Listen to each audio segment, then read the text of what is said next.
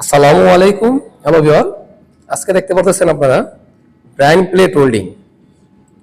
আপনারা জানেন আমরা ব্রাইন প্লেট কিন্তু অনেক কাজে ব্যবহার করে থাকি। এই ব্রাইন প্লেটের মধ্যে আমরা ব্রাইন ওয়াটার দিয়ে রাখি এবং ভিতরে কিন্তু আপনার কয়েল থাকে, কয়েলের উপর দিয়ে ব্রাইন ওয়াটার থাকে। সেই ক্ষেত্রে কি হয়, যখন হিমায়ক আপনার এক পাশ দিয়ে ঢুকে ঠান্ডা হিমায়ক এক পাশ দিয়ে বের হয়, কিন্তু ব্রাইনটা কিন্তু ঠান্ডা হয়। আর ব্রাইন ঠান্ডা হওয়ার কারণে কিন্তু আমাদের ব্রাইন প্লেটটাও ঠান্ডা হয়। আর ব্রাইন প্লেট ঠান্ডা হওয়ার কারণে কিন্তু আমরা যে প্রোডাক্ট রাখি, সেটা হতে পারে কোনো মাছ, গোস বা আদার্স কিছু যে প্রোডাক্টগুলো আমরা রাখি, সেই প্রোডাক্টগুলো কিন্তু আমাদের ঠান্ডা থাকে। আর ঠান্ডাটা আপনি কি পরিমাণ রাখবেন সেটা কিন্তু আপনার ক্যাপাসিটির উপর নির্ভর করে। বুঝতে পারছেন অবশ্যই। ব্রাইন প্লেট ওয়েলিংটা কিভাবে হয়, এটা গ্যাস ওয়েলিং করা হয়ে থাকে। তার জন্য আজকে ছোট একটা ভিডিও করে দেখালাম আপনাদেরকে।